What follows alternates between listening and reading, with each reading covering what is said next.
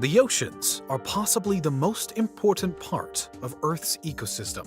They're biologically diverse, provide huge quantities of food, and generate most of the planet's oxygen through plankton. But we still know very little about the oceans, with only 5% of the ocean floor having been mapped in detail. Why does the majority of our planet remain so mysterious? This is Unveiled, and today we're answering the extraordinary question, what is the real reason why we don't explore the oceans? Do you need the big questions answered? Are you constantly curious? Then why not subscribe to Unveiled for more clips like this one and ring the bell for more thought-provoking content. 71% of Earth's surface is water, and that water serves a crucial role in human activities such as travel, fishing, and the transportation of freight.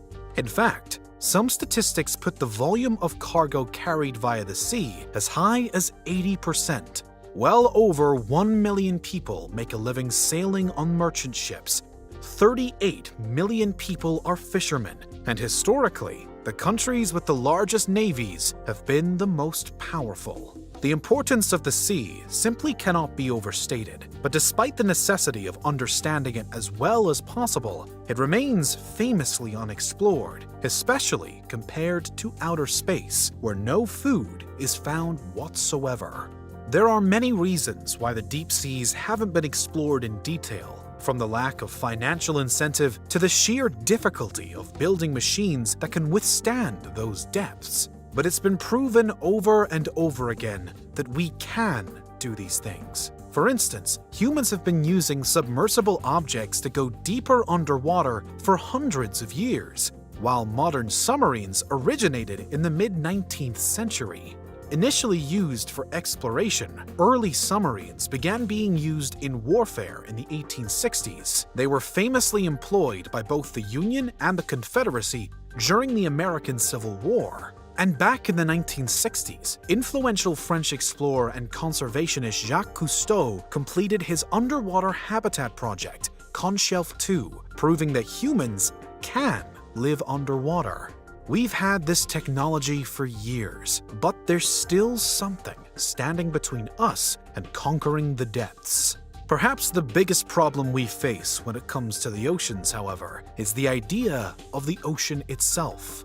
Thalassophobia is a relatively niche fear that, while likely common to some degree in nearly everyone, isn't widely talked about. It's a fear of deep water, including the deepest bodies of water of all, the seas, but also large lakes and even deep enough swimming pools. To be classified as a phobia, something has to be irrational and affect someone's daily life. But phobias can start as completely understandable fears. It's widely accepted that the phobias of snakes and spiders, which are the most common phobias of all, come from an evolutionary response, as in many parts of the world, snakes and spiders are genuinely dangerous. It's the same story with deep water, as deep water is potentially deadly, far deadlier than spiders, which are estimated to kill somewhere between 6 to 11 people a year.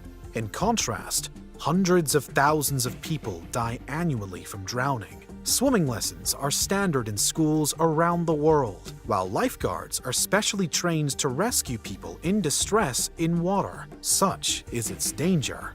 And the less we know about the ocean, the worse our thalassophobia might be. It's thought by some that the sea's darkness and scale represent the ultimate unknown and can reflect the depths of the human subconscious. It's true that the size of the underwater world we cannot see is at the very least unsettling. This fear of the sea is reflected in the entirety of human culture. Perhaps the most famous story of the sea's destructive power is the myth of Atlantis, an advanced city plunged into the ocean after angering the Greek gods. Not only is Atlantis an allegory for why you should not forsake the gods, it also betrays a very real acknowledgement of the dangers the sea poses. It's important to remember that not only was ancient Greece a maritime power, but its islands are a volcanic archipelago that can cause unrest in the earth and sea. Poseidon was, after all, the god of the sea and earthquakes. Even in the modern day, people are enthralled by the idea that Atlantis is still out there at the bottom of the sea, waiting to be discovered. The other most prominent nautical myth is significantly more recent than Atlantis, the Bermuda Triangle. This corner of the Atlantic Ocean is notorious for the ships and planes that have vanished there in the last century or so. The truth is that statistically, a ship isn't more likely to sink in the Bermuda Triangle than anywhere else. The high number of disappearances can be attributed to it simply being a busy part of the sea prone to tropical storms. But the Bermuda Triangle remains a major part of pop culture. It's not the fact that the ships are sinking that's so intriguing, it's that they disappear, with very few wrecks ever located.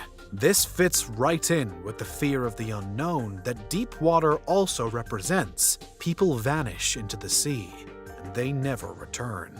Outside of popular myths and legends, there are historical events that also cement this fear of the sea. The most famous maritime disaster in history, without a doubt, the sinking of the Titanic in 1912, which caused the deaths of around 1,500 people and deeply traumatized the survivors.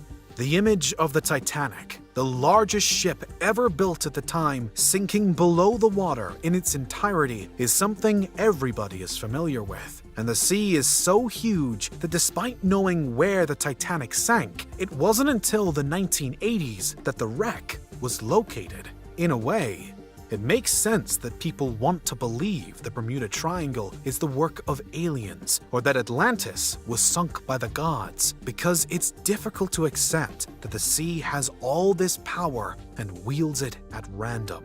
Vessels have been disappearing since we started building them. Indeed, one of the aforementioned Civil War submarines mysteriously disappeared in South Carolina in 1864. At least aliens capturing Flight 19 or the USS Cyclops have a reason, which could be why people want to believe this story. There are, of course, other reasons stopping people from venturing into the depths, especially considering there are plenty who aren't scared of deep water. Those millions of fishermen and sailors, for instance. One of the biggest obstacles is the cost of deep-sea exploration. While we do technically have all the knowledge that we need to explore and map the ocean in detail, nautical research just isn't being invested in enough. Sure, there are government organizations like the National Oceanic and Atmospheric Administration, as well as universities interested in this kind of research, but they don't have anywhere near the money they'd need to put the same attention on researching the ocean as we've put on researching space. This is despite the fact that the solar system's most promising alien worlds, Europa and Enceladus, are icy bodies with huge oceans. The technology we've developed to understand our own oceans will work on these planets. On the bright side, this means that one day, as space exploration develops, space and nautical research will coalesce with one shared goal: exploring the depths of Europa. So, it's not entirely a case of space exploration versus sea exploration. The two fields naturally benefit each other.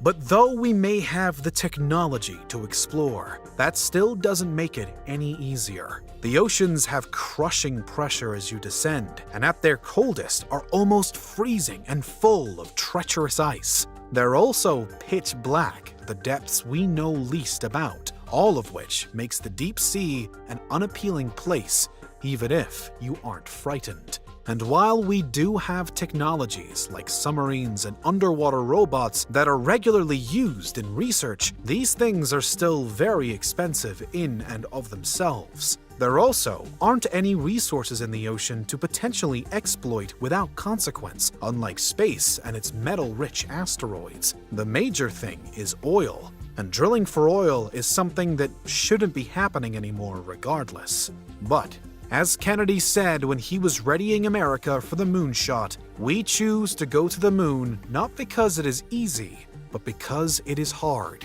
And the same is true for worthwhile oceanic exploration. One day, We will need to explore the oceans, if only to further our research into space. But will we be able to surmount our evolutionary fear of the deep? And that's the real reason why we don't explore the oceans. What do you think? Is there anything we missed? Let us know in the comments. Check out these other clips from Unveiled, and make sure you subscribe and ring the bell for our latest content.